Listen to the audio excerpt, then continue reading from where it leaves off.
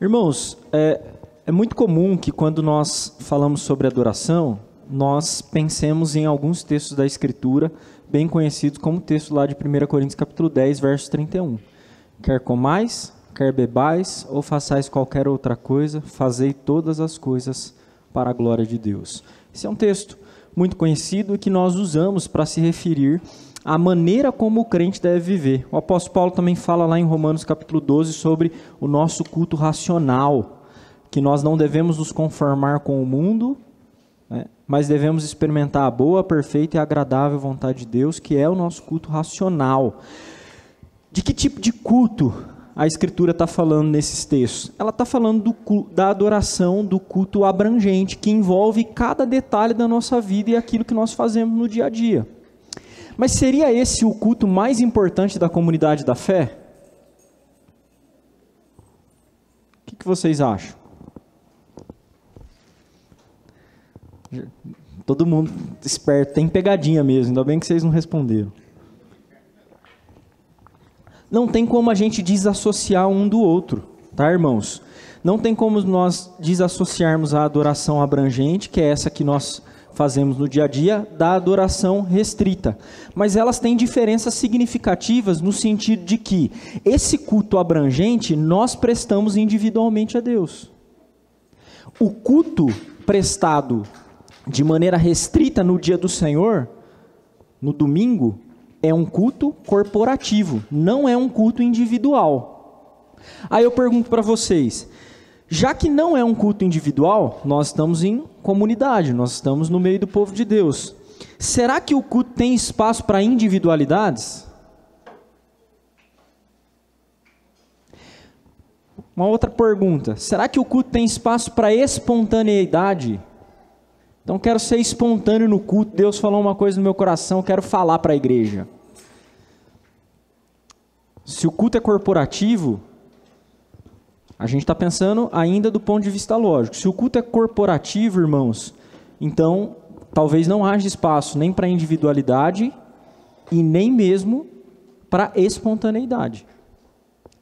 Mas essa afirmação em si mesma, ela não é válida porque ela só é lógica. Ela precisa ser validada pelo nosso único princípio de fé e prática, que é a Escritura Sagrada. Por isso, quando nós falarmos de novo sobre essas coisas, a gente vai apresentar alguns textos para a gente pensar juntos sobre o significado desse texto para nós, tá? Partindo aí, irmãos, quero falar um pouquinho da importância do culto. Nas tradições evangélicas em geral, a gente às vezes pensa que é tudo igual. Hoje em dia a pessoa abraçou a soterologia reformada. Quem sabe o que é soterologia aqui? Levanta a mão. Quem sabe, levanta a mão. Então, soterologia é a doutrina da salvação. Então, a pessoa foi lá conhecer um pastor presbiteriano. Quem aqui conhece algum pastor presbiteriano famoso aí? Ninguém nunca ouviu o tio Nico, o Hernandes, né? Então, oi? Esse aí não é famoso não, ainda bem, cara, que esse não é famoso. Mas a pessoa conhece as doutrinas da graça, né, chamados de 5 pontos do calvinismo, que foram defendidas por presbiterianos ao longo dos anos, e elas acham que tudo isso é a teologia reformada, que isso é tudo da teologia reformada, e não é, irmãos. Mais do que isso, quero citar aqui dois estudiosos, um chamado Terry Johnson. O Terry Johnson escreveu um livro chamado Adoração Reformada. É um livro que vale muito a pena ser lido, tá? Se você quer entender um pouquinho sobre culto e sobre teologia reformada, vale muito a pena ser lido. E olha só o que o Terry Johnson vai dizer, tá, irmãos? Inclusive sobre a doutrina da justificação, que é importante para nós reformados. Preste atenção. Para Lutero e os luteranos, o foco era a justificação. Como o homem pode ser justo diante de Deus? Era a sua pergunta primordial. Entretanto, para Zwinglio, Calvino e a corrente reformada, o foco não era a justificação, por mais importante que fosse, como eles concordavam. O foco dos reformados era a adoração. Como Deus deve ser adorado? Eles perguntavam. Para os luteranos, o inimigo da fé eram as obras. Para os reformados, A idolatria. Então, o inimigo da fé é a idolatria para os reformados. E por que isso é importante, irmãos? Porque a fé precisa estar diretamente associada com o objeto em que ela é colocada. Em cada ocasião em que a nossa esperança e fé é colocada em outro lugar, a gente está cometendo idolatria. Então, a adoração é muito importante. O reverendo Emílio Garófalo, que é um pastor presbiteriano conhecido no meio presbiteriano, ele não é conhecido tão fora, mas ele é conhecido no meio presbiteriano, diz o seguinte: o movimento monergista, que a gente poderia trocar aqui por movimento calvinista para você entender, vem crescendo em diversos círculos eclesiásticos. Isso é muito bom. Afinal, desejamos que cada vez mais cristãos compreendam a glória e a graça de Deus na salvação, soterologia, que a ele pertence. Porém, é curioso, muitos que abraçam uma visão reformada da salvação têm falhado em ver que há uma visão reformada da adoração, de todo consistente com o nosso entendimento acerca da soberania de Deus, da depravação humana, da centralidade de Cristo e da ação do Espírito Santo por meio de sua palavra. Então, olha só, o que o Emílio está dizendo aqui é que tem gente que está abraçando a soterologia, os 5 pontos. Só que os 5 pontos estão completamente amarrados com a nossa teologia do culto, irmãos. Então, a gente não pode desassociar essas coisas, até porque nós adoramos o Deus que nos salvou. Então, doutrina da salvação e doutrina do culto estão envolvidas. Daí a importância dessa doutrina ser pensada para nós. A maioria de nós talvez não tenha ouvido ainda uma série de aulas ou pensado sobre teologia do culto. Talvez alguns de vocês nem saibam que havia uma teologia do culto. Há discussões fortes sobre algumas coisas que a gente vai apresentar aqui, irmãos, nessa série de estudos. Hoje, a gente vai falar um pouquinho do princípio regulador, e eu quero dar a fundamentação bíblica e teológica para ele, não de maneira exaustiva, mas citar aí 3, 4 textos para a gente pensar juntos, tá? Mas antes disso eu queria dar um breve panorama da história. A tradição reformada é uma tradição histórica, irmãos, ela não nasceu hoje. Então, o pastor presbiteriano aqui da igreja em Arthur Nogueira, ele não está inventando a roda. Quando nós temos uma liturgia, essa liturgia está calcada naquilo que a tradição estabeleceu. É possível que a tradição se torne pecaminosa? Claro que é. Gosto do que dizia um teólogo ortodoxo russo chamado Nicolas Bardyaev. Ele dizia: o tradicionalismo é a fé morta dos que ainda vivem. Tradição é a fé viva dos que já morreram. Vou repetir ao inverso agora. Tradição é a fé viva dos que já morreram. Tradicionalismo é a fé morta dos que ainda vivem. Então, a tradição, irmãos, ela pode ser vigorante se ela estiver calcada na Escritura, senão ela se torna tradicionalismo. Então, a nossa história precisa ser levada em conta. O que fizeram os nossos primeiros pais? Eu não vou nem falar aqui da patrística, que são os primeiros 500 anos ali da história da igreja, quero falar um pouquinho ali da reforma e pós-reforma. Então, o que aconteceu com as igrejas no período da reforma protestante? Como que você acha que era uma igreja católica medieval? A gente conhece, tem algumas igrejas. Se você for lá em São Paulo, na Praça da Sé, na igrejona lá, você vai ver imagens, né? Lugares místicos para você entrar ali, onde tem túmulos e tudo mais. Então, tudo isso era algo que era o tradicionalismo medieval. Ele estava estabelecido. As imagens nos vitrais, imagens naquele formato, a estrutura do culto já estava estabelecida. Se você for numa igreja bem antiga medieval, você verá que existia um lugar específico para o clero. O clero não ficava, irmãos, perto do povo. O clero era distanciado do povo porque havia uma cisão muito grande entre aquilo que é chamado de clero e laicato, né? Os leigos, o clero e os leigos. Havia uma distância completamente grande entre eles. Curiosamente, vocês sabiam que... Vamos pensar que você volta no tempo. Lá, 1300 mais ou menos, e você vai a uma missa, só tinha a igreja católica para frequentar, tá? Você vai a uma missa, você vai conseguir entender a missa? Por que não? Porque era realizada em latim. Mas era realizada em latim aonde? Em todo o império, irmãos.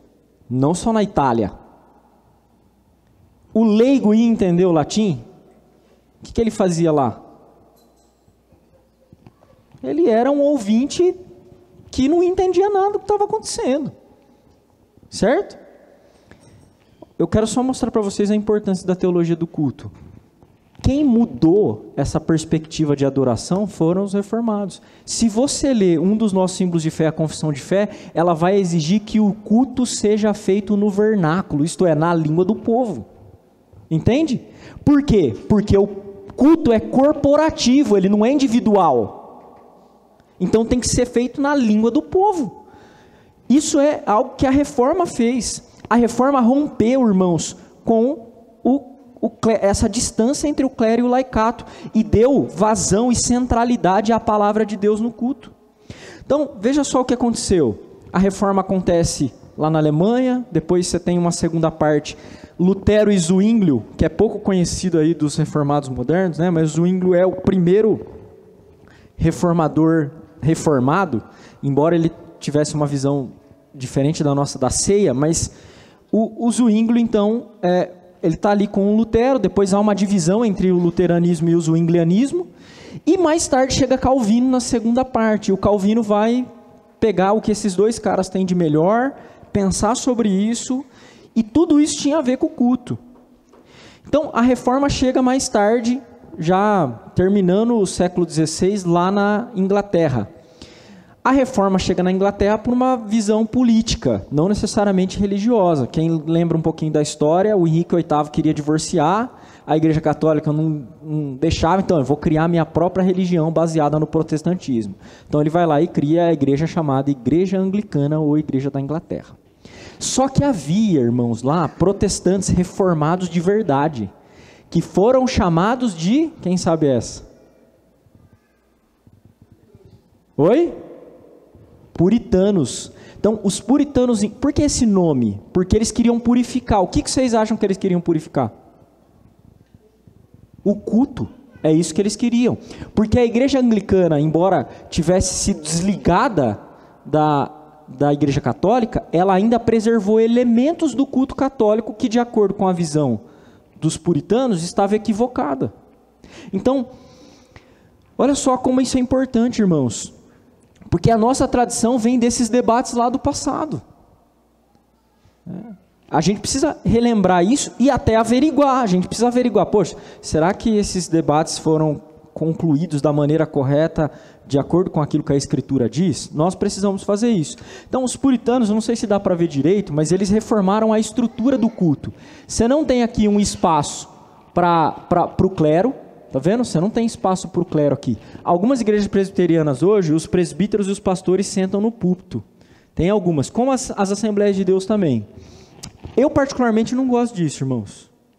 Não gosto. Justamente por causa dessa questão de fomentar a divisão entre clero e laicato. Os puritanos não eliminaram a diferença entre o ministro e a igreja. Tanto é que quem podia pregar numa igreja puritana?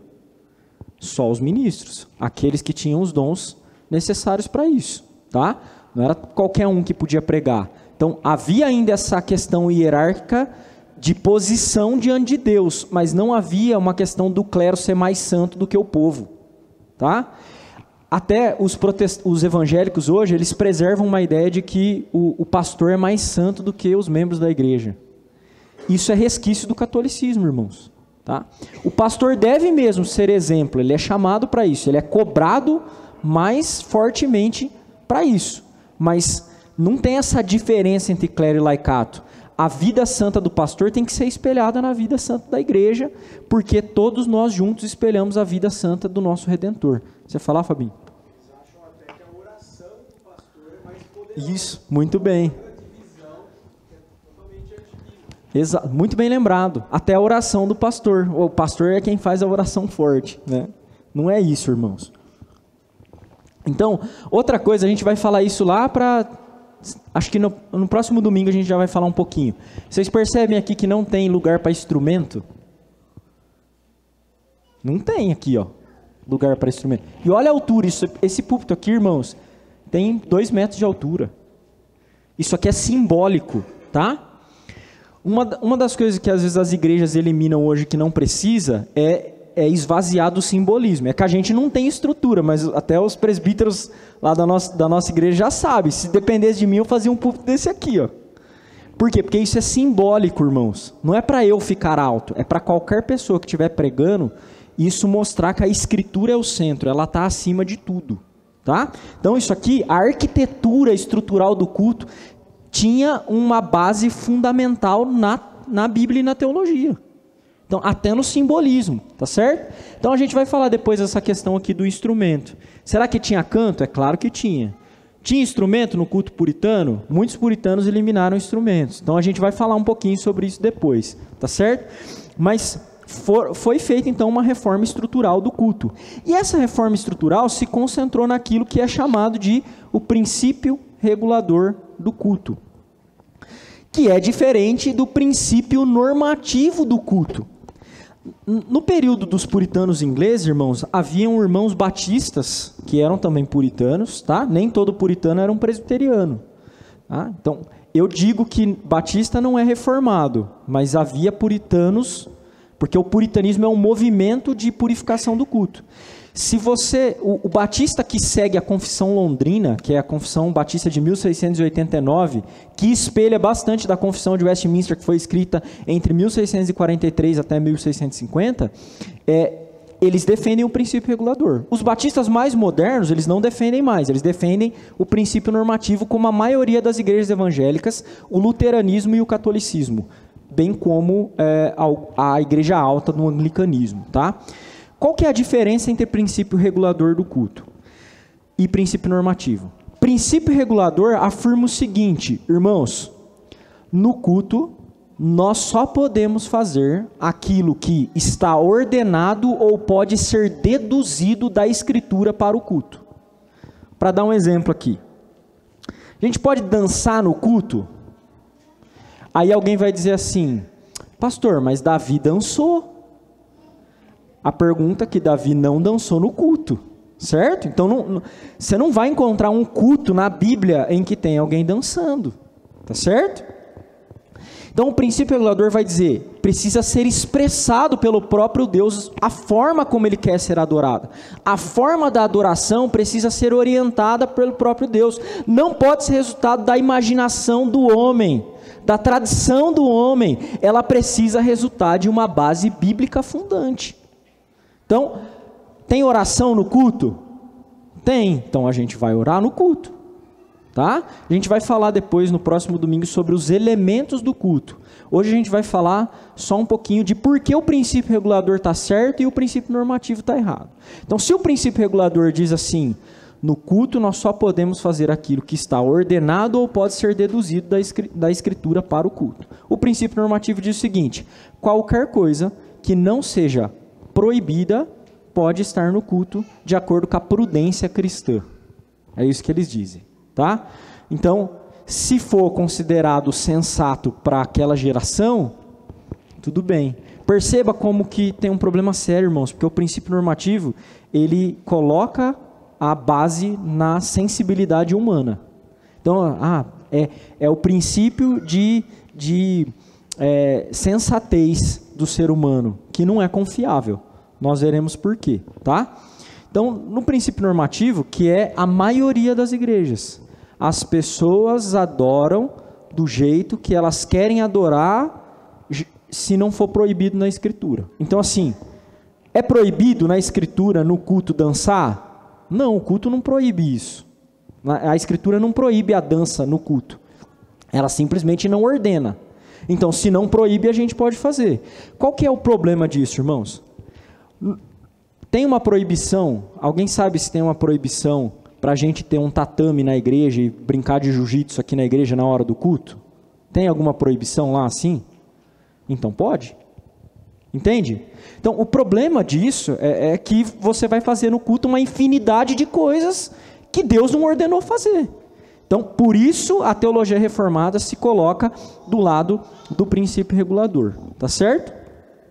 E agora a gente vai ver um pouquinho das fundamentações bíblicas Porque o princípio regulador está certo e o princípio normativo está errado à luz da Escritura. Mas antes eu queria abrir para perguntas aqui, para alguém perguntar algo que não entendeu, quiser fazer algum comentário. Diga, por favor.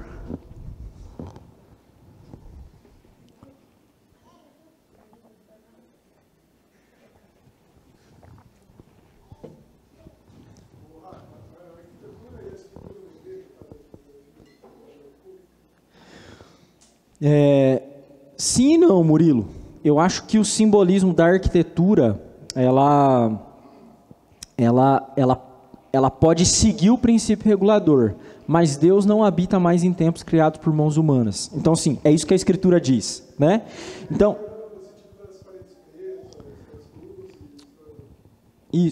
eu acho que isso fere algumas outras coisas por causa daquilo que o princípio regulador ensina. Então, assim, a gente não tem legitimidade para fazer jogo de luzes no culto. Porque o centro é a palavra, cara. Né? Então, o culto dos puritanos, se vocês lerem a história, você vai ver que ele era completamente iluminado. Iluminado da luz do dia. Naquela época não tinha energia elétrica. Então, eram 2 cultos, um matutino e outro no meio da tarde, né? 5, 6 horas da tarde, quando ainda era dia. E muita luz. Muita claridade. Aí você fala assim, mas isso é uma prática... Não, isso tinha uma razão teológica. A razão teológica é o seguinte, inclusive a Escritura, ela usa essa figura de linguagem, né, para dizer que nós somos da luz, não das trevas. Então, era um jeito deles imprimirem isso na teologia do culto.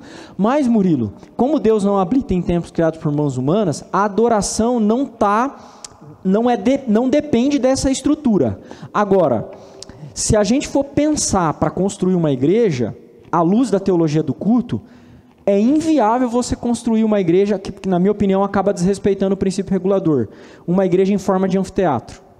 Entendeu? O que é uma igreja em forma de anfiteatro? Assim, ó. Porque você torna o culto uma apresentação e não uma participação na atividade cultica. Entende? Você vai romper com o simbolismo da comunidade do pacto adorando. Quando você cria isso. Porque uma igreja em anfiteatro, ela é uma igreja que apresenta alguma coisa. Então, a gente não pode ter essa sensação, tá? Alberto? É interessante a gente observar também, quando a gente olha por essa questão estética e arquitetônica, né, das igrejas cristãs, você vai ver por trás dela o princípio regulador, aonde a ênfase é voltada para a palavra. E aí a gente vê tanto a questão do público, a posição do público e a retirada de todos os elementos que poderiam distrair as pessoas. Isso. Obras de arte, instrumento, e aí você vai falar depois. Diferente das obras arquitetônicas de hoje, aonde as igrejas são construídas parecendo salões empresariais, a estrutura organizacional das igrejas é de empresa, então você não tem mais pastor, você tem o pastor CEO da empresa. E aí você tem um outro aspecto, onde o Murilo comenta, né, de luzes, parede de fundo, é aonde eu preciso deixar confortável o meu público. Então você não vê o princípio regulador hoje, você vê o princípio normativo. Então a ideia é eu trazer o público para que ele se sinta à vontade com coisas que ele experimenta lá fora. Isso. E até, irmãos, tem uma linguagem bem ruim que os evangélicos comentam. Até aqui na nossa igreja, às vezes, a pessoa vem aqui visitar e fala assim, pastor, sabe como eu me sinto bem aqui? Sabe? Eu não estou dizendo que você tem que se sentir mal, não. É bom que você se sinta bem, né? Mas é que isso, às vezes, reflete um pouquinho do individualismo da pós-modernidade. Porque o culto não trata de você, o culto trata de Deus. Então você não tem que chegar aqui e perguntar assim, eu me sinto bem, você tem que chegar aqui, o que esses caras estão fazendo e eles estão falando aqui é bíblico? É isso que Deus quer? Essa é a pergunta que deve ocupar a prateleira primeiro. Joel primeiro, depois você fala, Sandro. A questão da disposição ali do tempo, a forma como eles eram construídos, antigamente não existia energia, logo não existia alto-falante microfone, certo? Então eles tinham que pensar numa forma da pessoa que estivesse passando a mensagem para frente, garantir que a igreja toda iria ouvir. Então, todo o templo, né, aqueles ginásios antigamente, é construído dessa forma, de teatro principalmente, para que o som se propagasse de forma que conseguisse chegar em todos os cantos do local, para todo mundo poder ouvir, porque não existia energia. uma forma interessante deles conseguirem garantir que todas as pessoas que estivessem naquele local iriam conseguir ouvir. Sim, mas igreja não era construída assim, Joel. Sim, mas era pensado de forma deles, Sim. a reverberação do som Sim. para poder também esse mesmo Isso. Não, eu entendo, mas já naquela época, eles romperam com isso. As igrejas nunca eram construídas assim. As igrejas puritanas em particular. Outra coisa, irmãos, as igrejas eram comunidades pequenas, não eram mega churches, tá? Não eram mega igrejas. A tradição reformada tem um pouco de apego por essa questão da igreja pequena, porque o culto é pactual e pessoal. A gente vai falar disso em outro momento também, tá? Mas as igrejas não eram construídas, era para o povo ficar junto. Né? Para vocês terem ideia, a gente estava pensando aqui, o Márcio fez um desenho para a gente construir a igreja aqui. E o Márcio fez o desenho, vou expor aqui, Márcio, né? Do púlpito aqui, na parede, e o templo grande e largo assim. Eu falei, nossa, Márcio, mas fica estranho. Aí o Márcio falou uma coisa que é verdadeira. Ele disse assim, não, mas é para ter a proximidade sua com a igreja. Porque isso é importante, irmãos. Tá? Não estou dizendo que vai ser assim, eu vou tentar convencer o Márcio a mudar a ideia ainda, né? Mas tem um elemento teológico por trás daquilo que a gente faz que prioriza o argumento teológico ao argumento prático, entendeu? Então, por exemplo, se a gente fosse construir, mas fazer um púlpito daquele tamanho lá, pastor, a gente vai deixar de fazer por falta de recurso? Sim. Não, a gente tem dinheiro para fazer, mas não vamos fazer porque é esteticamente ruim à luz do que tem as outras igrejas. Não, a gente vai priorizar o elemento teológico, não o elemento prático ou cultural, tá certo? Então vamos lá para a fundamentação bíblica, vamos ler alguns textos, tá bom, irmãos? Só para a gente entender. Então, lembrando, a fundamentação do princípio regulador, a gente não vai falar dos elementos ainda, o que pode ter e o que não pode, a gente vai falar por que o princípio regulador está certo e o princípio normativo está errado, tá? E vamos ler alguns textos da Escritura Sagrada. Primeiro texto, Deuteronômio 12, dos versos 29 a 32. Vou pedir para alguém ler para mim, acho que dá para ler aí. Quando o Senhor teu Deus eliminar diante de ti as nações, para as quais vais para possuí-las, e as desapossares e habitares na sua terra, guarda-te, não te enlaces com imitá-las, após terem sido destruídas diante de ti. E que não indagues acerca dos seus deuses, dizendo, assim como serviram estas nações aos seus deuses, do mesmo modo também farei eu. Não farás assim ao Senhor teu Deus, porque tudo o que é abominável ao Senhor, e que ele odeia, fizeram ele a seus deuses, pois até seus filhos e suas filhas queimaram aos seus deuses. Tudo o que eu te ordeno observarás, nada lhe acrescentarás, nem diminuirás. Então, o que Deus está falando para o Israel que vai entrar na terra, vai tomar posse da terra prometida? Vocês vão chegar lá, vai ter um povo que tem a forma deles adorarem os deuses deles, certo? Vocês não têm que pegar a forma com que eles adoravam os deuses deles e adorar a mim. É isso que Yahvé está dizendo para eles. Vocês não devem fazer isso. Vocês devem fazer o quê? Tudo que eu ordeno, vocês observam. Nada acrescentem nem diminuem. Irmãos, só esse texto já seria a base necessária para o princípio regulador do culto. Deus está exigindo que a adoração prestada a Ele seja feita nos termos dEle mesmo, não na espontaneidade, experiência e sentimento de quem adora. Vocês devem fazer e observar o que eu ordeno. Não acrescentem nada ao que eu ordeno, nem diminuem o que eu ordenei. Então, esse texto já seria suficiente, mas vamos ver alguns outros textos, tá? Olha só esse texto que interessante, vou pedir para uma outra pessoa ler para mim, por favor, 2 Samuel, capítulo 6, versos 3 a 7.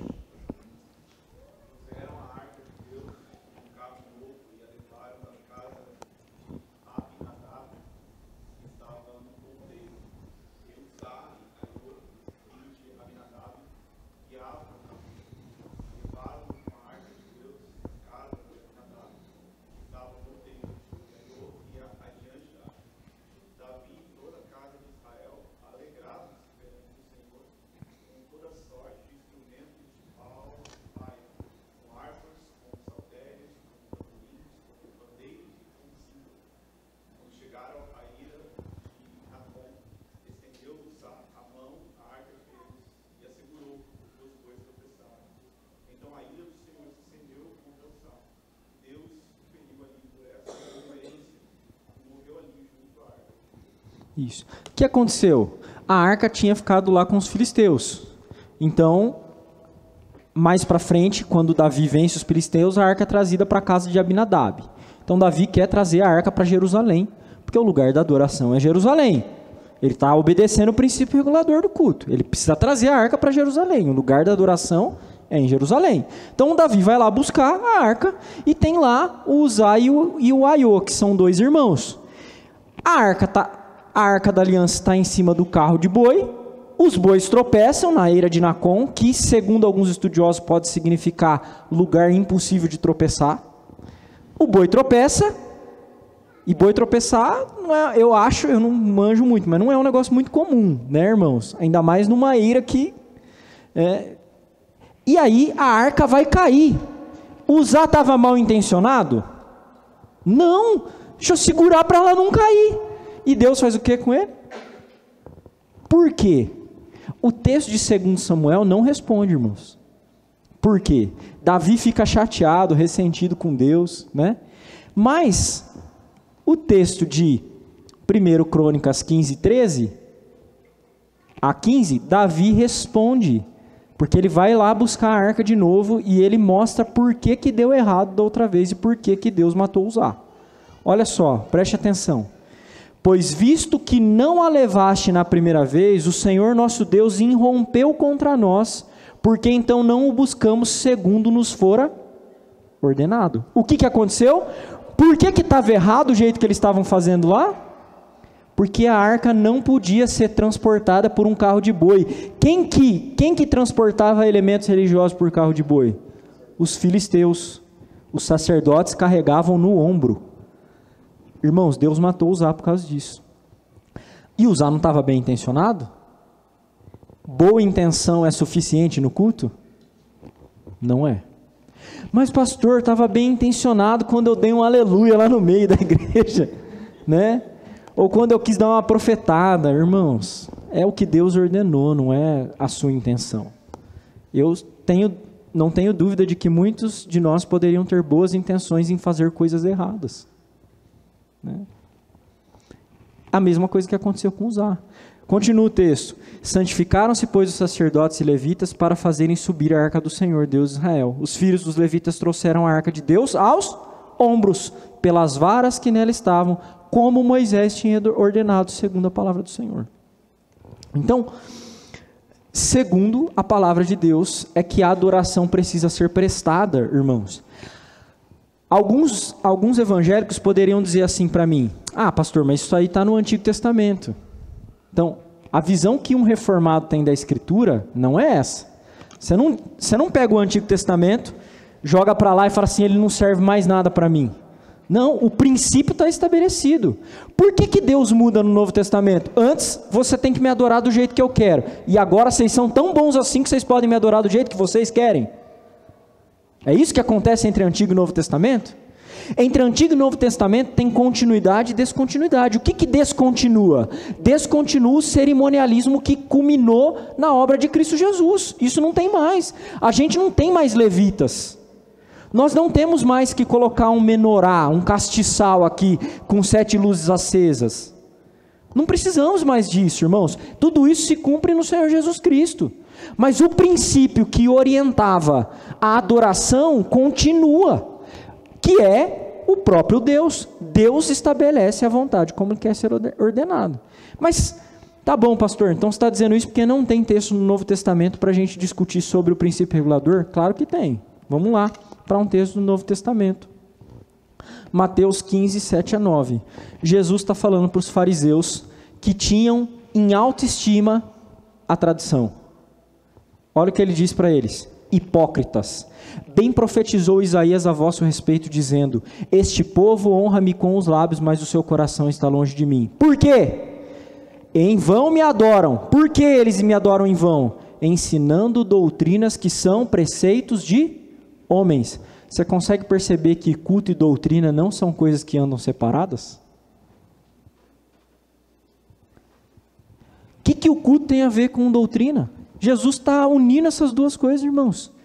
Por que que a adoração deles é vã? Porque eles estão seguindo os preceitos de homens, não os preceitos de Deus. Eles estão seguindo e ensinando doutrinas de homens, não as doutrinas de Deus. Não é Deus que está orientando a adoração deles, é eles mesmos que estão orientando a adoração deles. Entendem? Então, o Novo Testamento também dá a prova clara disso, irmãos. Um segundo texto. Lembra, Jesus encontra ali com a mulher samaritana, havia uma ruptura entre judeus e samaritanos, e o Senhor disse para a mulher samaritana: vós adorais o que não conheceis, conhecimento e adoração andam juntos, tá? Nós adoramos o que conhecemos porque a salvação vem dos judeus, mas vem a hora e já chegou em que os verdadeiros adoradores adorarão ao Pai em espírito e em verdade, porque são esses que o Pai procura para seus adoradores. Deus é espírito e importa que seus adoradores o adorem em espírito e em verdade. Olha só, irmãos, como nós somos produtos do nosso século e nós interpretamos as coisas de acordo com as lentes que nós usamos. O crente moderno, ele olha aqui verdade e ele pensa sinceridade. É isso que ele olha, eu tenho que adorar Deus com sinceridade do meu coração. Mas ele esquece de fazer a exegese, que é interpretar o texto. O texto está falando de adorador ou de adoradores? Ele está falando de adoração corporativa ou de adoração individual? O que é em verdade, irmãos? O que os verdadeiros adoradores fazem quando eles adoram em espírito e em verdade? O que é? O que vocês acham que é adorar em verdade? Adorar de acordo com aquilo que Deus exige na sua palavra. É isso que é adorar em verdade. O Terry Johnson, naquele livro que eu citei, Adoração Reformada, ele tem um capítulo lá chamando Em Verdade. E ele vai defender ali o princípio regulador do culto. Então, é muito interessante, irmãos, nós prestarmos atenção nesse texto. Jesus não está falando de outra coisa, está falando de adoração. Está falando que a adoração é corporativa e que ela tem que ser prestada em espírito e em verdade, que é de acordo com aquilo que a palavra diz. Certo? Tem outros textos, irmãos. A gente poderia fazer menção aqui rapidamente, o texto de Caim e Abel, em que a oferta de Abel é aceita e a oferta de Caim não é aceita. Por quê? Porque provavelmente Caim fez alguma coisa que não estava em conformidade com as exigências divinas. Sejam as exigências relativas à natureza da adoração que ele prestou, porque ele fez diferente do irmão, que ofereceu um animal, ele ofereceu cereais, ou em razão do problema do coração. O princípio regulador não lida apenas com a forma externa, irmãos, com aquilo que nós fazemos no culto. Ele lida também com a forma interna, com a disposição que o nosso coração tem quando nós estamos na adoração. Então, essas duas coisas podem estar presentes lá no texto de Caim e Abel. Tá certo? Antes de ir para a fundamentação teológica agora, a gente terminou a fundamentação bíblica, eu queria abrir mais uma vez para perguntas aí sobre algumas dessas coisas aí. Fiquem à vontade para perguntar, irmãos.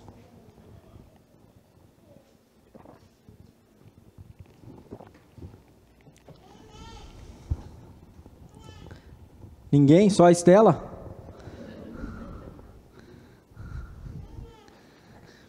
Então vamos lá, fundamentação teológica. Eu estou separando essas duas só para vocês entenderem que uma lida com doutrinas específicas, mas todas elas têm fundamentação bíblico-teológica, tá certo? Ou seja, tem fundamentação bíblica. Então a gente vai continuar falando de textos bíblicos, mas a gente vai falar agora um pouquinho da fundamentação teológica. Por que o princípio regulador é tão importante para nós e tão necessário, irmãos? A primeira, por causa das doutrinas de Deus e do homem. Queria que alguém de vocês aí abrisse em Isaías capítulo 55, versos de 8 a 9. Outra pessoa abre em Romanos 11:34 e outra pessoa abre em Salmo 8, verso 4.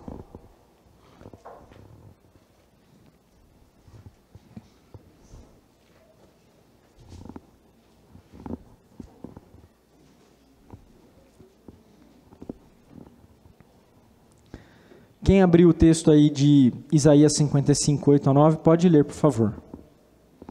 Porque os meus pensamentos não são os vossos pensamentos, nem os vossos caminhos, os meus caminhos. Porque assim como os céus são mais altos do que a terra, assim são os meus caminhos mais altos do que os vossos caminhos, e os meus pensamentos mais altos do que os vossos pensamentos. Vocês entendem que há uma distância enorme entre Deus e nós, irmãos? Em que os pensamentos e caminhos de Deus estão muito além da nossa capacidade intelectual, tanto de absorvê-los quanto de compreendê-los na sua plenitude? Só esse elemento da doutrina de Deus deveria fazer com que nós nos prostrássemos e disséssemos: Senhor, como tu queres ser adorado? Quando você vai dar um presente para alguém, irmão, você dá um presente que a pessoa gosta ou que você gosta? O Alberto falou hoje no sermão de memes da internet, né, de coisinhas lá. Eu vi o vídeo das crianças. Mas tem um outro também, que uma mulher lá que gosta, acho que de Harry Potter, e a filhinha dela é bem pequenininha, e ela pede para a mãe dela um presente para a filha, e é um boneco lá do Harry Potter. É para ela o presente, né? A menina nem sabe o que é aquilo, né? É a mesma coisa que a gente faz no culto, irmãos. A gente acha que o culto tem a ver com a gente. Então, assim, eu quero oferecer isso a Deus, quando os pensamentos e caminhos de Deus estão muito além dos nossos. Então, isso é a doutrina de Deus, tá? Vamos ler lá Romanos 11:34 também. Quem abriu aí pode ler.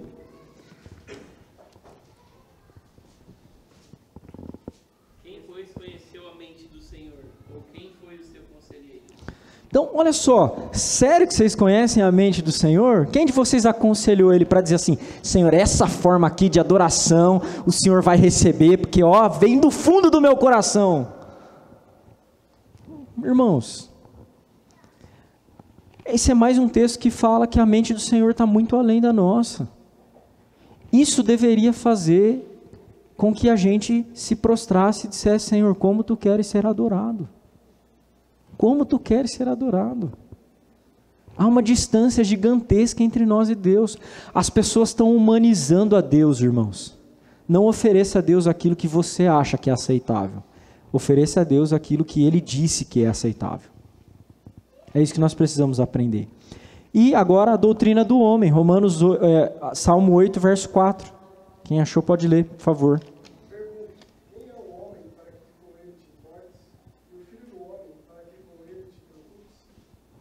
Então, olha só, esse texto mostra a pequenez do homem. Deus se preocupa e se lembra desse homem, mas esse homem não deixa de ser pequeno diante dele. Olha como que o salmista tem uma visão: quem sou eu? E os crentes de hoje às vezes têm uma visão: Senhor, eu sou tão bom que eu posso planejar a melhor maneira do Senhor ser adorado. Do ponto de vista bíblico, irmãos, e teológico, isso não subsiste, tá? A gente falou só de duas doutrinas, de Deus e do homem, que estão relacionadas. A segunda, a doutrina do pecado. Se não bastasse a distinção gigantesca entre o Deus triuno e o homem, imagina agora que esse homem, além de tudo, é pecaminoso. É sério que você confia em si mesmo para prestar a adoração que você acha que Deus vai aceitar? Vamos ler mais 3 textos. Alguém abra em Eclesiastes 9:3, outra pessoa em Jeremias 17:9 e por fim Romanos 3:10-12.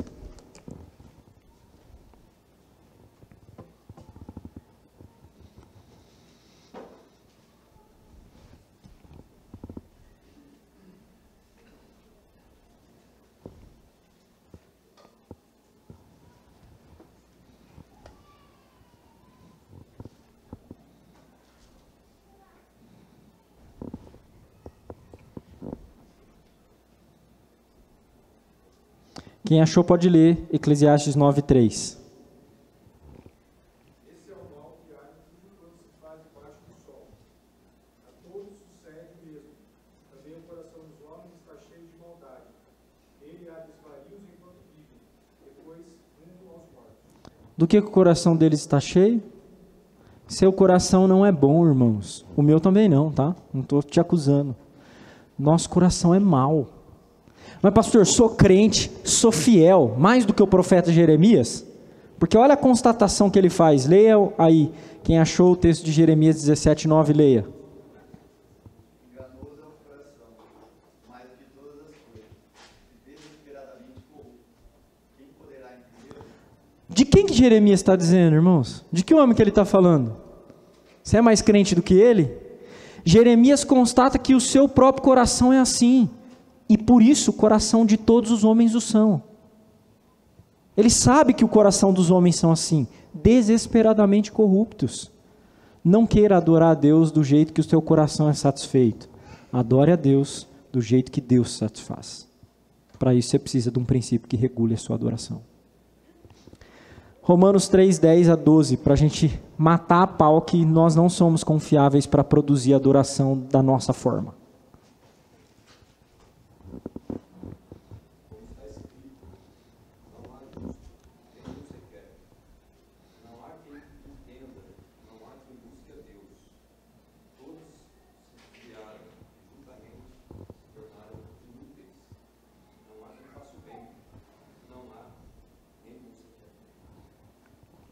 Obrigado, Samuca. Não preciso nem comentar isso, né, irmãos? Vamos seguir.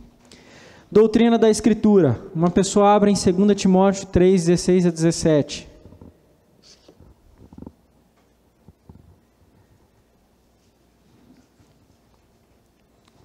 Pode abrir e ler já.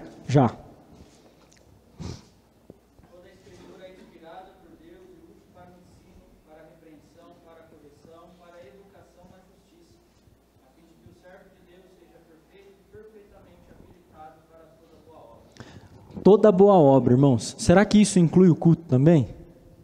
A Escritura é inspirada por Deus para regular a nossa vida, mas o culto é regulado do jeito que eu acho. A Bíblia apresenta algum modelo de oração? Sim ou não? Sim, mais de um. O principal deles é a oração do Pai Nosso.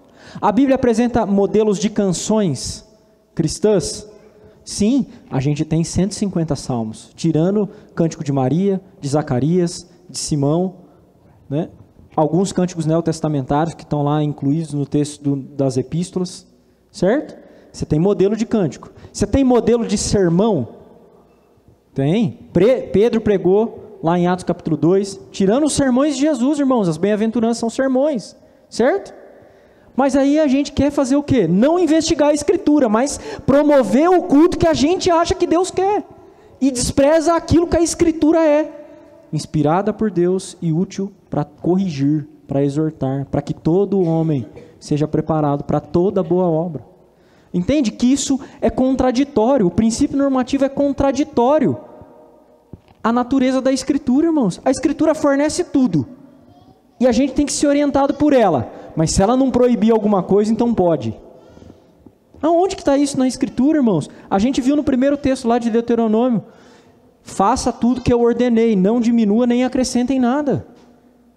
É isso, façamos aquilo que ele ordenou na Escritura. Por fim, a doutrina da igreja. A igreja, irmãos, ela tem poder declarativo. Quando a gente fala do conselho, ela declarativo e ministerial. Ela não tem poder autoritativo. O que devia acontecer nas igrejas? Um crente que for fazer uma viagem, ele vai lá para o Rio Grande do Norte, e ele vai visitar uma igreja lá, presbiteriana. O culto lá tinha que ser muito parecido com o culto daqui, com exceção das circunstâncias. Há uma diferença entre elementos e circunstâncias de culto que a gente vai falar depois. Mas hoje é assim? Você vai em igrejas presbiterianas que são pentecostais, que não seguem o princípio regulador. Tá? Não deveria. Por quê? Porque a igreja não tem poder de inventar. Se o pastor desta igreja chegar aqui um dia e falar assim: agora a gente vai ter uma coisa super legal no culto, muito diferente, a igreja tem que aceitar? Não, a igreja tem que dizer: pastor, você tem que provar que está na Bíblia. O senhor não tem autoridade para inventar a adoração do jeito que o senhor quer. É isso, irmãos. A igreja tem poder declarativo. Às vezes as pessoas podem assim: mas o culto lá da igreja presbiteriana é meio frio assim, né? Podia ter alguma coisinha aqui, podia ter alguma... Percebe que isso tem a ver muito com o desejo das pessoas, irmãos. E a gente não tem autoridade para ficar inventando a roda. A gente tem poder declarativo. O que é poder declarativo? Declarar aquilo que Deus já disse. Então a doutrina da igreja, a eclesiologia, ela prova isso. A igreja não pode ficar inventando moda, como fez a igreja medieval. que inventou lá a transubstanciação, 7 sacramentos e um monte de outras coisas. A gente não pode fazer isso, irmãos. A igreja só declara aquilo que está apresentado na Escritura, porque a igreja tem um poder limitado àquilo que a Escritura ensina. Mas aí eu digo, aquilo que não é proibido pode, eu estou inventando. Se aquilo que não é proibido pode ser qualquer coisa.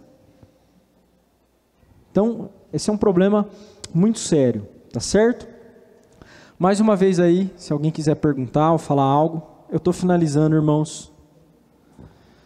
Pode falar, Márcio. Parece que tem uma confusão nas igrejas que seguem a princípio normativo. Não sei se você vai falar das coisas corretas, né, nas suas aulas.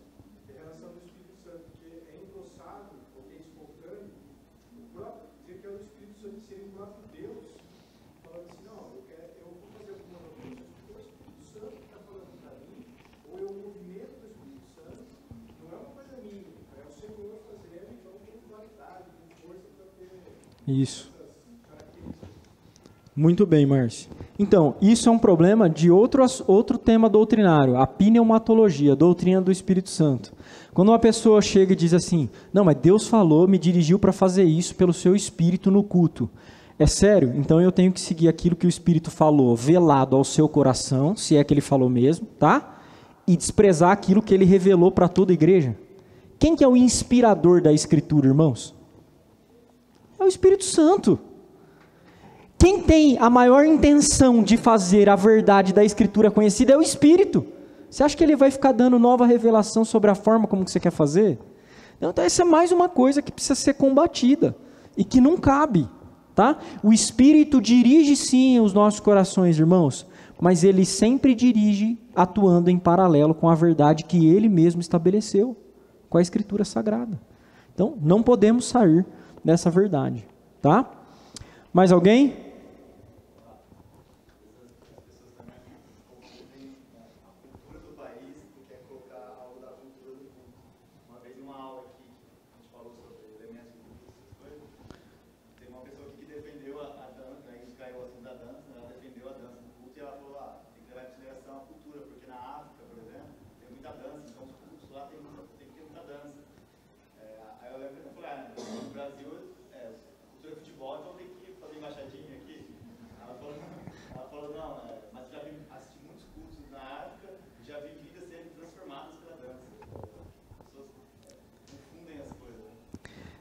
Vocês acham que Deus pode fazer coisas extraordinárias no meio de um culto errado? Claro que pode. Eu não digo que Deus não faça coisas extraordinárias. A questão é o seguinte, ele é agradado realmente num culto que não é feito da maneira como ele prescreveu? Não também. Deus faz por misericórdia, irmãos. Mas até o momento em que a sua ira se acenda. Por isso que você vê muitas igrejas declinando. Deus se ofende quando a gente presta adoração do jeito que a gente quer e não do jeito que ele ordenou. Tá? Para finalizar, irmãos, eu quero falar um pouquinho sobre o texto de Mateus 4. Né? Quem conhece aí, sem olhar na Bíblia, o que está acontecendo ali em Mateus 4? É um texto famoso. A tentação do Senhor Jesus. No que o Senhor é tentado? Ele é tentado em 4 coisas, mas todas elas culminam na mesma e lá no final do texto é dito. Ele diz para Satanás, adoração. Ele diz para Satanás, só o Senhor teu Deus adorarás, vai-te embora. Certo? Então, as tentações da adoração, e aqui eu estou me baseando um pouquinho em um teólogo canadense chamado Chad Van Dixhorn. Ele diz o seguinte, fazendo 3 aplicações sobre Mateus 4, 9 e 10. A primeira, se Satanás tentou o próprio Jesus em questões concernentes à adoração, ele certamente nos tentará também. Se você é alguém que pode ser submetido à tentação, porque o próprio Jesus foi, o que é melhor você fazer?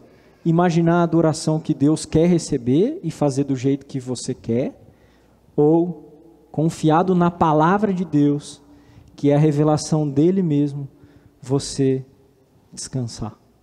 O que é melhor? Não precisamos nem responder, né, irmãos? A proposta de Satanás vem acompanhada, equipada de promessas que atraem o coração humano, coisas relacionadas aos nossos desejos e até necessidades. A verdadeira adoração não se trata de nós, mas do Deus verdadeiro. Olha só, irmãos, Satanás ofereceu para Jesus coisas lícitas e boas. Algumas, né? Comer pão, por exemplo. Transforma essa pedra em pão. Você pode fazer isso. Não só de pão viverá o homem, mas de toda a palavra que sai da boca de Deus. Então, às vezes, a promessa de adoração satisfaz o nosso coração, as nossas necessidades. A promessa de Satanás. Mas o culto não se trata de você, irmãos. Não se trata de você se sentir bem. Chegue na igreja e pergunta: o culto que o povo de Deus hoje e do qual eu faço parte prestou, é um culto que está fundamentado na Bíblia? É. Deus recebe. E não só na forma externa, na forma interna também, tá bom? Princípio regulador, novamente, vou repetir, não é só da forma externa, é como o seu coração está quando você chega aqui. Você preparou o seu coração para adorar? Talvez a gente também tenha uma aula aí, ou no meio de uma aula, fale um pouquinho sobre a preparação para o culto, tá? Por fim, eu tinha outros 2 slides, mas vou parar aqui, só terminar esse aqui. A proposta de Satanás pode encontrar aceitação em nós. Como diz Chad Van Dixhorn, precisamos analisar a nossa tentação à falsa adoração. O remédio definitivo para essa tendência é a Escritura. Como que Jesus respondeu lá em Mateus? Só com a Escritura. E só ela, especialmente em questões relacionadas ao culto público. Se Jesus, para que a sua adoração fosse perfeita, não deu uma resposta com base na sua santidade própria e no seu coração inocente, que ele tinha, e é diferente do nosso, sem dúvidas. Se ele, que tinha tudo isso, plena santidade, coração inocente, não respondeu de acordo com a sua vontade, mas com a palavra de Deus, você, crente, quer responder de acordo com aquilo que você acha que Deus recebe na adoração? Irmãos, é por estas e outras razões mais que a Igreja Presbiteriana em Arthur Nogueira e a Igreja Presbiteriana da história, desde a sua fundação na Escócia por John Knox, tem seguido e adotado o princípio regulador como a norma que rege a nossa adoração. É por isso que o nosso culto tem algumas coisas, mas não tem outras. A gente vai falar de elementos de culto na próxima aula, tá? Vou abrir para pergunta antes de orar. Tem aí 2 minutinhos para alguém quiser perguntar ou fazer como pode falar, Sandro. Sim, pastor, estava pensando, né? Algumas religiões pagãs, me parece que eles têm uma preocupação muito grande com a maneira como o Deus, ou os deuses que eles têm e as suas exigências na maneira de como adorar. E me parece que a igreja evangélica, de maneira geral, ela não pensa muito sobre isso. Ela pensa exatamente sobre si mesma. Então é sobre como eu quero adorar a Deus, né? E tem uma seriedade muito grande nas religiões pagãs de como agradar a entidade, né? Aquela suposta entidade. Eles se preocupam com o modelo de culto, eles têm preocupação em rituais, em como agradar realmente aquela entidade, né? Para mim é muito reconfortante, né? Estar na igreja presbiteriana, porque eu vejo que é novo isso, é como se fosse uma restauração do sentido de adoração realmente, né? Um outro ponto interessante, quando Pedro faz aquela proposta do Senhor, né? Para ele ser poupado, né? Jesus ele dá uma resposta interessante para Pedro. Ele fala assim: para trás de mim, Satanás. E aí, quando ele vai falar porque você cogita de outras coisas, por ele ter citado Satanás, né? Para trás de mim, Satanás, porque você não cogita das coisas de Deus, parece que ele vai falar: você cogita das coisas de Satanás, mas não. Dos homens. O oposto de cogitar das coisas de Deus é cogitar das coisas que estão no coração do homem. Isso é ser contrário à natureza de Deus e é contrário à vontade de Deus.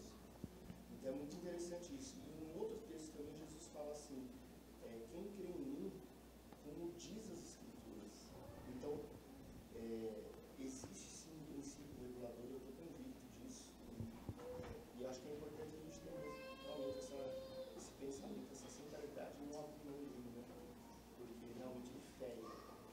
Isso.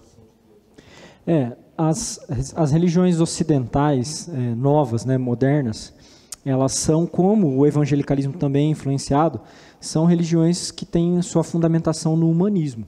Então, o homem passou a estar no centro. Então, é por isso que os evangélicos dizem, é como eu me sinto no culto e não como Deus recebe aquilo que eu faço. E as religiões, em geral, ocidentais novas, elas seguem essa mesma onda. As religiões orientais antigas, não. Elas têm a ver com aquilo que a divindade quer.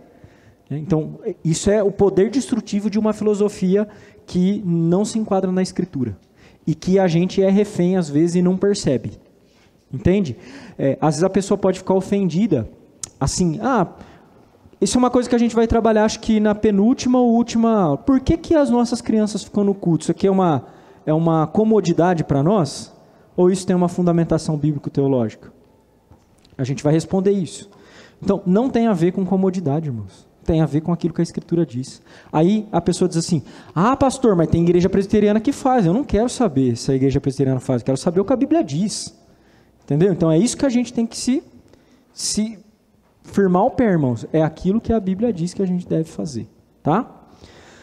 Mais uma última. Pode falar, amigo.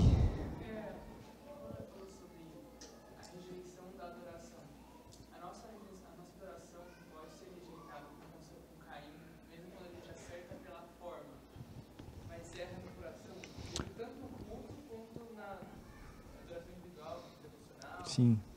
Sim e não, Mig. Primeiro é o seguinte, nosso coração jamais está puro. Aqui nesta terra, ele não está puro. Então a nossa adoração é sempre recebida pela mediação do Senhor Jesus Cristo. Mas uma pessoa cujo coração não é regenerado e não está sendo santificado, essa é uma adoração que Deus rejeita. Tá certo? E a forma da adoração também pode fazer Deus rejeitá-la. É isso que aconteceu lá em Êxodo. É um outro texto que podia ser citado como princípio regulador. Êxodo 30, que é o caso lá do bezerro de ouro, certo? As pessoas leem aquele texto e ali está escrito lá na tradução em português, né? Esses são os deuses que nos tirou do Egito. A questão é que o termo que está ali para deuses é sempre plural no hebraico, que é Elohim. Então, o povo de Israel, quando fez o bezerro, não estava fazendo outro Deus, ele estava fazendo Yahvé. Eles erraram na forma, não no objeto da adoração. E aí o que foi? Idolatria. Eu ia citar aqui duas frases aqui de um puritano, do William Perkins, e o Perkins fala basicamente o seguinte: se a adoração não é da forma como Deus recebeu, é bem possível que o Deus que seja adorado, que o Deus que foi adorado tenha sido outro. Então, entende? O quanto isso é pesado, amigo. Então, primeiro, nosso coração nunca está puro, mas um coração não regenerado e que não está sendo santificado, nem teme a Deus, esse não é recebido, é rejeitado, né? E provoca a ira de Deus, tá certo? Isso acontece. Veja, por exemplo, a denúncia que Pedro faz para Simão o mago, lá em Atos, lembra? Fala para ele ir com Satanás, né? E aí ele tem medo e roga para que Pedro orasse por ele, para que Deus tivesse misericórdia dele. Então, porque ele era um falso crente, pelo menos até aquele momento, não sei depois, mas até aquele momento ele era um falso crente, tá? Então os falsos crentes têm adoração rejeitada, certamente. Certo? Então, irmãos, vou pedir para o presbítero Fábio nos conduzir nessa oração final e nós estamos encerrados.